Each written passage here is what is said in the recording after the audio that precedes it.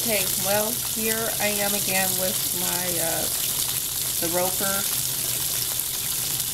washer, and we're going to watch and see the agitator work in work cycle.